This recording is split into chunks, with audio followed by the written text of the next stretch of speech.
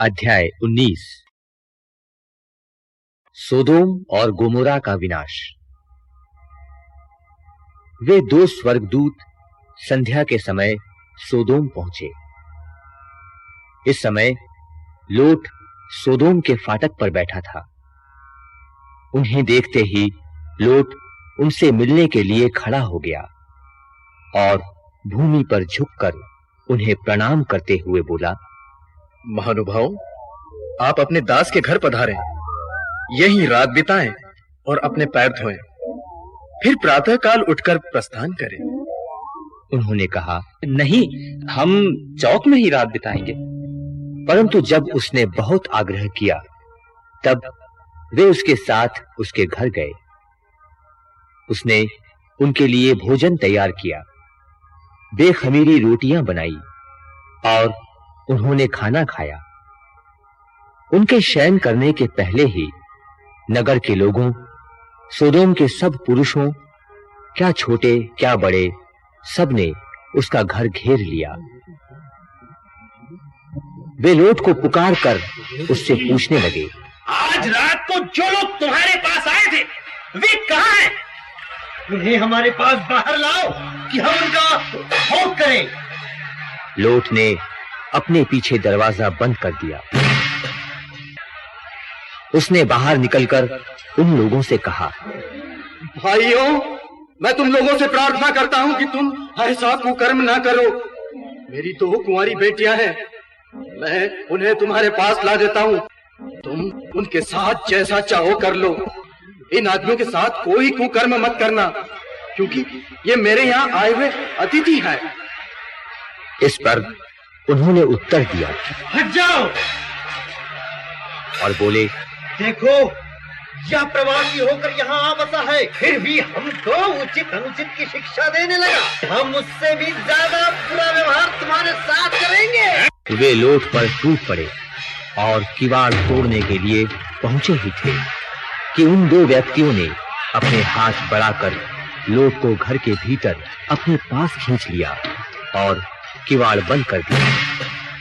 फिर उन्होंने घर के दरवाजे पर खड़े हुए छोटे बड़े सब लोगों को अंधा बना दिया, जिससे वे दरवाजे का पता नहीं लगा पा रहे थे। उन व्यक्तियों ने लोट से पूछा, क्या यहाँ आपका कोई और भी है? दामाद, पुत्र, पुत्रियां अथवा नगर का आपका कोई और हो तो उन्हें लेकर यहाँ से निकल जाइए। हम इस स्थान का विनाश करने वाले हैं, क्योंकि प्रभु के पास यहाँ के लोगों के विरुद्ध बड़ी-बड़ी दुहाइयां पहुंच चुकी हैं। इसलिए प्रभु ने हमें इसका विनाश करने के लिए भेजा है। तब लोट बाहर गया और उसने अपने भावी दामादों से कहा, उठो, यहाँ से बाहर निकल चलो, क्योंकि प्रभु इस नगर का विनाश करने ही वाला है। परंतु दामादों को लगा कि वह उनसे मजाक कर रहा है। स्वर्गदूतों ने यह कहते हुए लोट से अनुरोध किया, जल्दी कीजिए, अपनी पत्नी और अपनी दोनों पुत्रियों को ले जाइए, नहीं तो आप भी नगर के दंड के लपेट में नष्ट हो जाएंगे। वह हिचकता रहा, इसलिए स्वर्गदूत उसका, उसकी पत्नी और उसकी दोनों पुत्रियों का हाथ पकड़कर नगर के बाहर ले चले, क्योंकि प्रभु लोट को बचाना चाहता था। नगर के बाहर पहुंचकर एक स्वर्गदूत ने कहा, जान बचाकर भाग जाइए, पीछे मुड़कर मत देखिएगा और घाटी में कहीं भी नहीं रुकिएगा। पहाड़ पर भाग जाइए, नहीं तो आप नष्ट हो जाएंगे। लोट ने उत्तर दिया, महोदय, यह नहीं होगा। आपने मुझ पर दया दृष्टि की और मेरी जान बचाकर मेरा बड़ा उपकार किया। यदि मैं पहाड़ पर भाग जाऊं तो मैं विपत्ति से नहीं बच सकूंगा और मैं निश्चय ही मर जाऊंगा। देखिए, सामने की नगरी अधिक दूर नहीं है, मैं वहां शीघ्र ही पहुंच सकता हूं। मुझे वहां शरण लेने दीजिए। वो एक छोटी सी जगह है, मैं वहां सुरक्षित होऊंगा। स्वर्गदूत ने उत्तर दिया, आपका यह निवेदन मुझे स्वीकार है। मैं उस नगरी का विनाश नहीं करूंगा। शीघ्र ही वहां भाग जाइए। जब तक आप वहां नहीं पहुंचेंगे तब तक मैं कुछ नहीं करूंगा। इस कारण वह नगरी सोर कहलाती है। जिस समय पृथ्वी पर सूर्य का उदय हुआ और लोट सोअर पहुंचा उस समय प्रभु ने सोदोम और गोमोरा पर आकाश से गंधक और आग बरसाई। उसने उन नगरों को, सारी घाटी को, उसके समस्त निवासियों को और उसके सभी पेड़ पौधों को नष्ट कर दिया। लोट की पत्नी ने, जो उसके पीछे चल रही थी, मुड़कर देखा और वह नमक का खम्मा बन गई। दूसरे दिन सवेरे ही इब्राहिम उस जगह पहुंचा जहां वह प्रभु के साथ खड़ा हुआ था। उसने सोदोम, गोमोरा और सारी घाटी पर दृष्टि दौड़ाकर देखा कि भट्टी के धुएं की तरह भूमि पर से धुआं ऊपर उठ रहा है। इस प्रकार जब ईश्वर ने घाटी के नगरों का विनाश किया तो उसने इब्राहिम का ध्यान रखा और लोट की रक्षा की।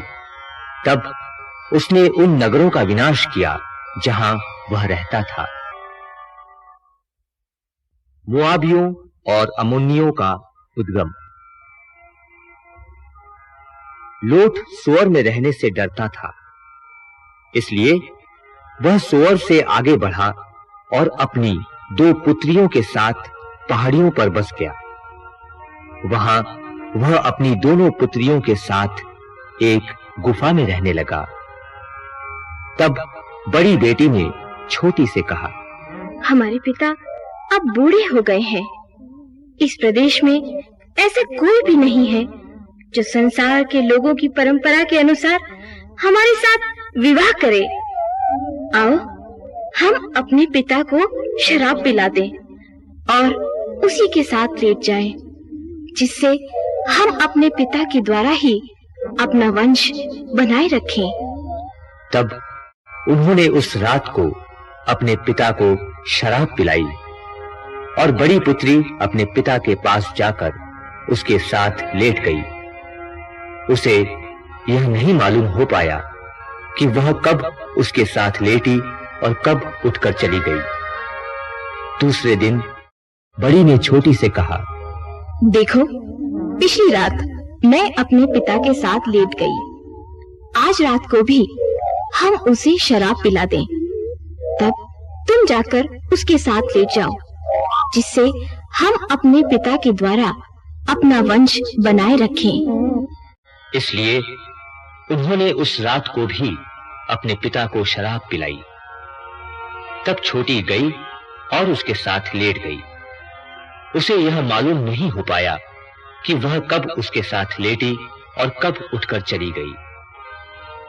इस तरह लोट की दोनों पुत्रियां अपने पिता से गर्भवती हुई। बड़ी पुत्री को एक पुत्र पैदा हुआ, जिसका नाम उसने मोआब रखा। वह आजकल के मोआबियों का मूल पुरुष है। छोटी पुत्री के भी एक पुत्र पैदा हुआ, जिसका नाम उसने बेनअम्मी रखा। वह आजकल के अम्मोनियों का मूल पुरुष है।